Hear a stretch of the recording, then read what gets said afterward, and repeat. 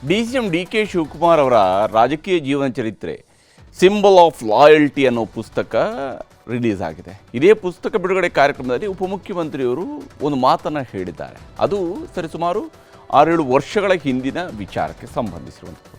ಇದೀಗ ರಾಷ್ಟ್ರ ರಾಜಕೀಯದಲ್ಲೂ ಕೂಡ ಚರ್ಚೆಯನ್ನು ಹುಟ್ಟುಹಾಕಿದೆ. 2019ರಲ್ಲಿ ಜೈಲಿಗೆ ಹೋಗಿದ್ದು BJP ಡಿ.ಸಿ.ಎಂ. ಸ್ಥಾನದ ಆಫರ್ ಕೊಟ್ಟಿತ್ತು ಅನ್ನುವಂಥದ್ದನ್ನು ಅವರು ಹೇಳಿಕೊಂಡಿದ್ದಾರೆ. ಮತ್ತು ಶಿವಕುಮಾರ್ ಅವರು ಹೇಳಿರುವಂತಹ ರೀತಿಗಳನ್ನು ಗಮನಿಸಿದಾಗ ಇದು ಯಾವ ಉದ್ದೇಶ ಮತ್ತು ಈಗಿನ ಟೈಮಿಂಗ್, ಯಾಕಂದರೆ 2.5 ವರ್ಷ ತುಂಬ್ತಾ ಇದೆ ಸರ್ಕಾರಕ್ಕೆ. ನವೆಂಬರ್ 20 ಬಂತು ಅಂತ ಹೇಳಿದರೆ 2.5 ವರ್ಷ ಕಂಪ್ಲೀಟ್ ಆಗುತ್ತೆ. ಇದೇ ಕಾರಣಕ್ಕಾಗಿ ಶಿವಕುಮಾರ್ ಅವರು ಇಂಥ ಮಾತನ್ನು ಹೇಳಿದ್ದಾರಾ ಅನ್ನೋದರ ಬಗ್ಗೆ ಕೂಡ ಚರ್ಚೆ ಆಗ್ತಾ ಇದೆ. ದೆಹಲಿಯಿಂದ ಫೋನ್ ಬಂತು, ಬಿಜೆಪಿಯಿಂದ ಯಾರಿಂದ ಬಂತು ನಾನು ಹೆಸರು ಬೇಡ, ನೀವು ಡೆಪ್ಟಿ CM ಆಗ್ತೀರಾ ಇಲ್ಲ ಜೈಲಿಗೆ ಹೋಗ್ತೀರಾ. ಅವ್ರು ಹಾಕ್ಬೋದಾಗಿತ್ತು, ಇನ್ನೇನೇನು ಆಗ್ತಿತ್ತು ರಾಜಕೀಯ ಗೊತ್ತಿಲ್ಲ. ರಾಜ್ಯದಲ್ಲಿ ಬೆಳಗೆದ್ರೆ ಸಾಕು, ಬಿಜೆಪಿಯವರು ನವೆಂಬರ್ ಕ್ರಾಂತಿ ಆಗತ್ತೆ, ಸರ್ಕಾರದಲ್ಲಿ ದೊಡ್ಡ ಬದಲಾವಣೆಗಳಾಗತ್ತೆ ಅಂತಿದ್ದಾರೆ. ಯಾವ ಕ್ರಾಂತಿನೂ ಇಲ್ಲ, ಭ್ರಾಂತಿನೂ ಇಲ್ಲ ಅಂತ ಮುಖ್ಯಮಂತ್ರಿ ಸಿದ್ದರಾಮಯ್ಯನವರು ಹೇಳ್ತಿದ್ದಾರೆ. 5 ವರ್ಷ ಸಿದ್ದರಾಮಯ್ಯನವರೇ ಮುಖ್ಯಮಂತ್ರಿ ಆಗಿರ್ತಾರೆ ಅಂತ ಇವತ್ತು ಯತೀಂದ್ರ ಸಿದ್ದರಾಮಯ್ಯ ಹೇಳಿಕೆ ಕೊಟ್ರು. ಇನ್ನೊಂದ್ ಕಡೆ ಡಿ.ಕೆ. ಶಿವಕುಮಾರ್ ಮುಖ್ಯಮಂತ್ರಿ ಆಗುವ ಕಾಲ ಹತ್ತಿರ ಬರ್ತಿದೆ ಅಂತ ಡಿಕೆಶಿ ಅತ್ಯಾಪ್ತ ರಾಜಕಾರಣಿಗಳು, ಕೆಲ ಬಿಜೆಪಿ ನಾಯಕರು ಹೇಳಿಕೆ ಕೊಡ್ತಿದ್ದಾರೆ. ಇಷ್ಟೆಲ್ಲ ನಡೀತಿರೋವಾಗ್ಲೇ ಡಿ.ಕೆ. ಶಿವಕುಮಾರ್ ಹಾಕಿರುವ 2019ರ ಬಿಜೆಪಿ ಆಫರ್ ಬಾಂಬ್ ಈಗ ರಾಜ್ಯ ರಾಜಕೀಯದಲ್ಲಿ 10 ಸಂಚಲನ, ಅನುಮಾನ ಮತ್ತು ನಾಯಕತ್ವ ಬದಲಾವಣೆ ಅನ್ನೋ ಮಾತಿಗೆಲ್ಲ ರೆಕ್ಕೆ ಪುಕ್ಕ ಬಂದಿದೆ. ದೆಹಲಿಯಿಂದ ಫೋನ್ ಬಂತು, ಬಿಜೆಪಿಯಿಂದ ನೀವು ಡೆಪ್ಟಿ CM ಆಗ್ತೀರಾ ಇಲ್ಲ ಜೈಲಿಗೆ ಹೋಗ್ತೀರಾ. ಅವ್ರು ಹಾಕ್ಬೋದಾಗಿತ್ತು. ಡಿ.ಕೆ. ಶಿವಕುಮಾರ್ರ ಬಾಲ್ಯದಿಂದ ಹಿಡಿದು ಇಲ್ಲಿಯವರೆಗಿನ ರಾಜಕೀಯ ಜೀವನದ ಕಟು ಸತ್ಯಗಳ ಪುಸ್ತಕದ ಲೋಕಾರ್ಪಣೆ ಕಾರ್ಯಕ್ರಮ ನಡೆಯಿತು.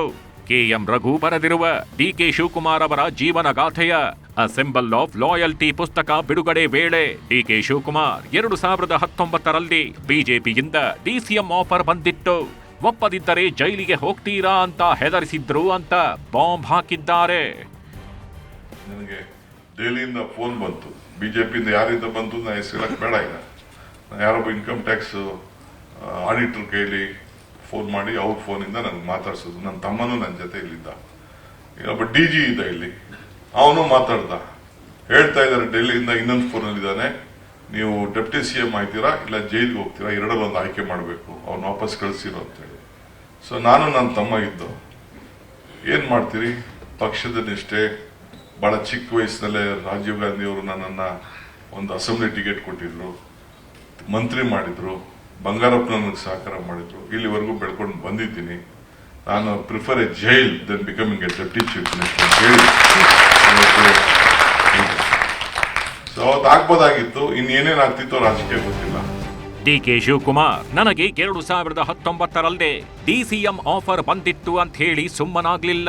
ಬದಲಿಗೆ ಹೈಸ್ಕೂಲ್ನಿಂದ ಹಿಡಿದು ಇತ್ತೀಚಿನ ರಾಜಕೀಯದಲ್ಲಿ ಸ್ನೇಹಿತರೇ ಶತ್ರುಗಳಾಗಿದ್ದು, ಅವಮಾನಿಸಿದ್ದು, ಗೆದ್ದು ಸೋತಿದ್ದ ಕಹಿ ಘಟನೆಗಳನ್ನೆಲ್ಲ ಮೆಲುಕು ಹಾಕಿದ್ರು.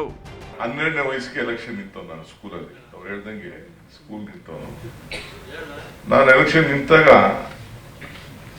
ಗೆದ್ದೆ. ಅಲ್ಲಿ ಬೆಳಗ್ಗೆ ನೋಡಿದ್ರೆ ಅನೌನ್ಸ್ ಮಾಡ್ಬೇಕಾದ್ರೆ ನನ್ನ ಬಿಟ್ಬಿಟ್ಟು ಆರ್ತಿ ಪಟ್ಟಕ್ಕಂತ ಒಂದು ಹುಡುಗಿಗೆ ಅನೌನ್ಸ್ ಮಾಡಿ ನನಗೆ ಇನ್ನೊಂದು ಪೋಸ್ಟ್ ನ ಕ್ರಿಯೇಟ್ ಮಾಡ್ಬಿಟ್ಟು ಆಗ ಕಾರ್ಮಲ್ ಸ್ಕೂಲಲ್ಲಿ ಸೆಕ್ರೆಟರಿ ಆಗಿ ಸ್ಪೋರ್ಟ್ಸ್ ಸೆಕ್ರೆಟರಿ ಅಂತ ಅನೌನ್ಸ್ ಮಾಡಿದ್ರು. ಅಂದ್ರೆ ಅಲ್ಲಿಂದನೂ ಒಂದು ಪ್ರೆಷರ್. ಅದೇ ತರ ಹೈಸ್ಕೂಲಲ್ಲೂ ತರ ಆಯ್ತು. ರಾಜಕಾರಣದಲ್ಲಿ ನಿಂತ ನೀರಲ್ಲ, ಯಾವುದು ಶಾಶ್ವತ ಇಲ್ಲ. ಅನೇಕ ನನ್ನ ವೈರಿಗಳು ಬೇಕಾದಷ್ಟು ಬೆಳಗ್ಗೆ ಸಾಯಂಕಾಲ ಇಲ್ಲಿದ್ದೆಲ್ಲ ಕಥೆಗಳನ್ನ ಕಟ್ಟಿ ಮಾತಾಡೋಂತಿದ್ದಾರೆ.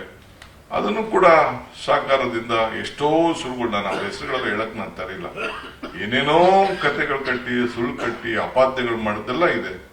ಇಷ್ಟಕ್ಕೆ ಉಪಮುಖ್ಯಮಂತ್ರಿಗಳು ಸುಮ್ಮನಾಗ್ಲಿಲ್ಲ. ದೇವೇಗೌಡರ ಕುಟುಂಬಕ್ಕೂ ನನಗೂ ಅಷ್ಟಕ್ಕಷ್ಟೇ, ಆದ್ರೂ ಕುಮಾರಸ್ವಾಮಿ CM ಆಗಲು ಕೈ ಎತ್ತಿದೆ, ಇದು ನನ್ನ ಪಕ್ಷ ನಿಷ್ಠೆ ಅಂತ ಹೇಳಿಕೆ ಕೊಟ್ರು. ಆಮೇಲೆ 8-10 ವರ್ಷ ರಾಜಕೀಯದಲ್ಲಿರ್ತೀನಿ ಅಷ್ಟೇ, ವಯಸ್ಸು 63 ಆಗಿದೆ, ಹೊಸ ನಾಯಕರು ಬರಬೇಕು ಅಂದ್ರು.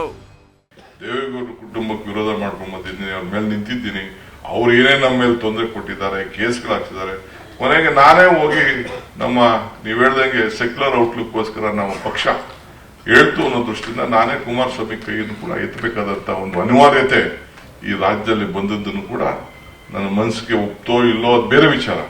ಆದ್ರೆ ಪಕ್ಷದ ನಿಷ್ಠೆಗೆ, ಪಕ್ಷದ ಒಬ್ಬ ನಾಯಕರ ಆದೇಶಕ್ಕೆ ನಡೆದು ನಾನು ಮಾಡಿದ್ದೇನೆ. ಈಗ ನನಗೂ ಆಯ್ತು, 63 ಆಯ್ತು. ಎಷ್ಟು ದಿನ ನಾವು ರಾಜಕಾರಣ ಮಾಡಕ್ಕಾಗ್ತದೆ? 8 ವರ್ಷ ಮಾಡ್ಬೋದಷ್ಟೇ. ಹೊಸಬ್ರಿಗೆ ಅವಕಾಶ ಬರ್ಬೇಕು. ನಮ್ಗೆಲ್ಲ ಸಿಕ್ತಲ್ಲ ಯಂಗ್ಸ್ಟರ್ಸ್ಗೆ, ಹಂಗೆ ಹೊಸ ನಾಯಕರುಗಳು ಕೂಡ ಬರ್ಲಿ ಅನ್ನೋ ನನ್ನ ಆಸೆ. ಡಿಕೆ ಶಿವಕುಮಾರ್ ಆಡ್ತಿದ್ದ ಒಂದೊಂದು ಮಾತುಗಳಲ್ಲೂ ಒಂದೊಂದು ಸಂದೇಶಗಳಿತ್ತು. ಆದರೆ ಈ ಸಂದೇಶ ಯಾರಿಗೆ ಕೊಟ್ಟಿದ್ದು? ಇದರ ಹಿಂದಿನ ಉದ್ದೇಶ ಏನು? ನವೆಂಬರ್ ಕ್ರಾಂತಿ ಬೆನ್ನಲ್ಲೇ ಡಿಕೆಶಿ ಬಿಜೆಪಿ ಬಾಂಬ್ ಹಾಕಿದ್ಯಾಕೆ? ಪಕ್ಷ ನಿಷ್ಠೆಯ ದಾಳ ಉರುಳಿಸಿದ ಡಿಸಿಎಂ ಬಿಜೆಪಿಯಿಂದ ತಮಗೆ ಆಫರ್ ಇದೆ ಎಂಬ ಸ್ಪಷ್ಟ ಸಂದೇಶವನ್ನ ದೆಹಲಿಗೆ ರವಾನಿಸಿದ್ರ ಅನ್ನೋ ಚರ್ಚೆಗಳು ಶುರುವಾಗಿವೆ. ಆದ್ರೆ ಡಿಕೆ ಶಿವಕುಮಾರ್ ಬಿಜೆಪಿಗೆ ಅನಿವಾರ್ಯ ಅಲ್ಲ ಅನ್ನೋದು ಕಮಲ ನಾಯಕರ ಮಾತು. ನಿಮ್ಮನ್ನ ಕರ್ಕೊಂಡು ಬಂದು ಇಲ್ಲೇನೋ ನಾವು ಮಾಡ್ಬೇಕನ್ನುವಂಥದ್ದು ಯಾವತ್ತೂ ಬಂದಿಲ್ಲ. ಅವರು ದೊಡ್ಡವರಾಗಕ್ಕೆ, ಅವರಲ್ಲಿ ಇನ್ನೇನೋ ರಾಜಕಾರಣ ಮಾಡಕ್ಕೆ, ಅವರೇನೋ ಕ್ಲೈಮ್ ಮಾಡಕ್ಕೆ ಇವತ್ತು ಭಾರತೀಯ ಜನತಾ ಪಾರ್ಟಿ ಅಥವಾ ಸಂಘದ ಹೆಸರನ್ನೇ ಯಾರಾದರೂ ದುರುಪಯೋಗ ಮಾಡ್ಕೋಬಹುದು. ನಮ್ಗೇನು ದರ್ದು ಬಂದಿದೆಪ್ಪ? ಬಂಡೆ ಸಿಡಿದು ಬಿಡ್ತೀನಿ ಅಂತಲೂ ಹೇಳಿದ್ದಾರೆ ಅವರು. ಸಿಡಿದು ಬಿಟ್ರೆ ನಿಮ್ಮ ಕತೆ ಏನು ಕಾಂಗ್ರೆಸ್ ಕತೆ? ಸ್ವಲ್ಪ ಡಿ ಕೆನ್ ಮೇಂಟೈನ್ ಮಾಡ್ಕೊಳ್ಳಿ, ಇಲ್ಲ ಅಂದರೆ ಸರ್ಕಾರ ನೆಗೆದು ಬಿದ್ದು ನೆಲ್ಲಿಕಾಯಿ ಹೋಗ್ತಿದೆ. ನೀವೇನಾದರೂ ಡಿ ಕೆಗೆ ಅವಮಾನ ಮಾಡಿದ್ರೆ ಡಿ ಕೆ ಸಿಡಿಯೋದಂತೂ ಗ್ಯಾರಂಟಿ. ಡಿಕೆ ಶಿವಕುಮಾರ್ ಒಬ್ಬ ಮೇಧಾವಿ ನಾಯಕ, ಚತುರ ರಾಜಕಾರಣಿ. ರಾಜ್ಯದಲ್ಲಿ ನೆಲ ಕಚ್ಚಿದ್ದ ಕಾಂಗ್ರೆಸ್ಗೆ ಮತ್ತೆ ಪಟ್ಟಕ್ಕೆ ಕೂರಿಸಲು ಅವಿರತ ಶ್ರಮಿಸಿದ ಪಕ್ಷದ ನಿಷ್ಠಾವಂತ ನಾಯಕ. ಆದರೆ ಬಿಜೆಪಿಯಿಂದ ಬಂದ ಆಫರ್ ವಿಚಾರ ಮುಂದಿಟ್ಕೊಂಡು ಈಗ ತಮ್ಮದೇ ಲೆಕ್ಕಾಚಾರದ ಹೇಳಿಕೆ ಕೊಟ್ಟಿರೋದು ಸಾಕಷ್ಟು ಚರ್ಚೆ ಹುಟ್ಟುಹಾಕಿದೆ. ಇದು ನಿಜಕ್ಕೂ ಡಿಕೆ ಶಿವಕುಮಾರ್ ಬಯಸುತ್ತಿರುವ ಕನಸಿನ ಕುರ್ಚಿಯನ್ನ ಅವರಿಗೆ ತಂದುಕೊಡಲು ಮೆಟ್ಟಿಲಾಗತ್ತಾ ಅನ್ನೋದೇ ನಿಗೂಢ. Bureau report, news 18.